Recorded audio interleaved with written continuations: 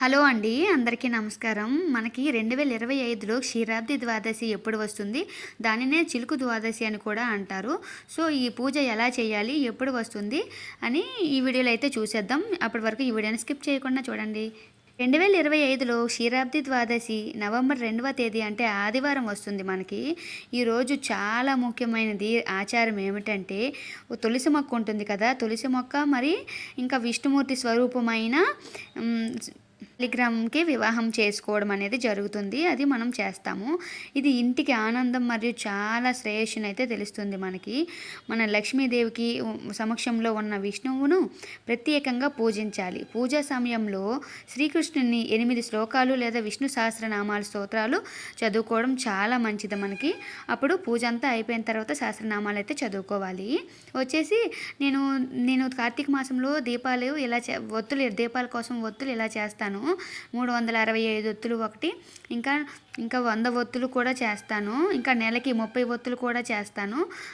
నెలకి అలాగా చేసి దండం అయితే పెట్టుకుంటాను. అవే పాలతో కూడా చేస్తాను. వస్త్రం కూడా తయారు చేస్తాను. చెప్పాను కదా, క్షీరాబ్ది ద్వాదశికి విష్ణుమూర్తికి నామాలు కూడా ఒక పువ్వుల షేప్లో డెకరేట్ చేసుకున్నాను. అక్కడే దీపాలు అయితే వెలిగించాను. తులసమ్మకి ఇంకా శాలిగ్రామంకి ఇంకా దండం పెట్టుకొని కృష్ణుడిని విష్ణుమూర్తిని అక్కడ ఆరాధిస్తాం కదా మనమైతే. తులసి కోట దగ్గర నూనెతో లేదా నెయ్యితో అయినా సరే దీపాలు వెలిగించుకోవాలి. కార్తీక మాసంలో దీపారాధనకి ఒక చక్కటి ప్రత్యేకత అయితే ఉంది. అదేంటంటే ఆ రోజున దాన ధర్మాలు చేయడం వల్ల చాలా గొప్ప పుణ్యం లభిస్తుంది. బ్రాహ్మణులకు మనం ఏమిచ్చినా సరే అది మనకి చాలా పుణ్యం అయితే వస్తుంది. ఇచ్చింది దేవుడు తీసుకుంటారని అనుకోకండి. అది ఏదో ఒక విధంగా మనకైతే వచ్చేస్తుంది.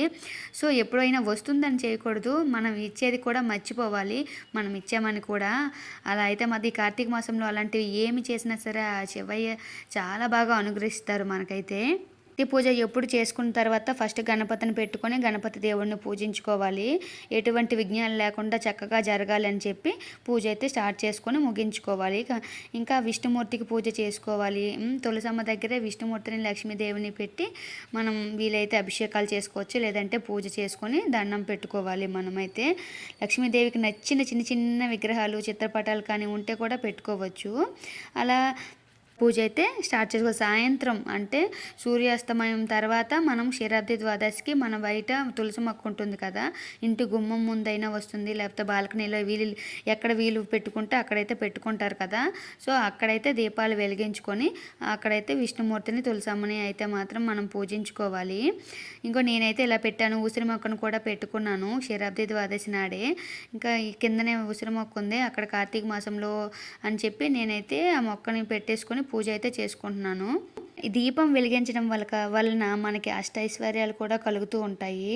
అక్కడ యముడు కూడా రాలేడంట. నిజంగానే రాలేడంట. అంత మంచిదంట. అందుకనే ప్రతి వారు కూడా ఇంట్లో ఉన్న దేవుడికి దండం పెట్టుకుని దీపం వెలిగించుకోవడం చాలా మంచిది ఈ క్షీరాబ్ది ద్వాదశి నాడు. ఈ కార్తీక మాసంలో ఉసిరి దీపాలను కూడా వెలిగిస్తాము. ఆ ఇంటిని లక్ష్మీ తులసి అమ్మవారు ఉంటే క్షీరాబ్ది ద్వాదశి రోజు బృందావనానికి విచ్చేస్తారు. సాక్షాత్తం శ్రీ మహావిష్ణువే చెప్పారంట ఇలాగని. ఎవరైతే కార్తీక శుక్ల ద్వాదశి అంటే ఈరోజు క్షీరాబ్ది ద్వాదశి రోజు దేవతలతో కలిసి తన బృందావనానికి విచ్చేస్తున్న సమయంలో ఎవరైతే లక్ష్మీ ప్రమిదమైన తులసిని పూజ చేస్తూ ద్వాదశి వ్రత కథ వింటారో, ఈ క్షీరాబ్ది ద్వాదశి వ్రత కథ ఉంటుంది కదా, ఆ కథ విన్న దానాలు చేస్తారు. అట్టి వారికి పాపాలు తొలగిపోయి వారి జాతకాల్లో ఏవైనా దోషాలు పోయి వారికి నా అనుగ్రహం ఉంటుందని సాక్షాత్తు శ్రీ మహావిష్ణువు గారే చెప్పారంట. కాబట్టి ఆయన అనుగ్రహం మనకి లభిస్తుంది ఈ పూజ చేసుకుంటే. క్షీరాబ్ది ద్వాదశి పూజ చేసుకుంటే దాన్ని చిలుకు ద్వాదశి కూడా అంటారు. ద్వాదశి అంటే మన ఫ్యామిలీ నుంచి వచ్చింది అలా అని ఏం కాదు. దానికి నియమాలు ఉండాలి, మనం చేయకూడదేమో అని అలా అయితే అనుకోకూడదు. ఆ పూజ ఎవరైనా చేసుకోవచ్చు. ఎవరు చేసుకున్నా కూడా చాలా మంచిది. ఎందుకంటే మనకు తెలియకపోతే తెలిసిన వాళ్ళు చెప్పేది చేసుకుంటే మనకి వీలైతే చేసుకోవడం చాలా మంచిది. ఇంకా ఈ పూజ అయితే నేనైతే మా ఇంట్లో ఇలా చేసుకున్నాను. పిండి ప్రమిదలు చేసుకొని క్షీరాబ్ది ద్వాదశి నాడు తులసి మొక్క విష్ణు ఇంకా ఉసిరి మొక్క దగ్గర ఉసిరి దీపాలు ఇంకా తులసి దగ్గర దీపాలు పెట్టుకొని అలంకరించుకొని చేసుకున్నాను. Thank you very much. Thank you for watching.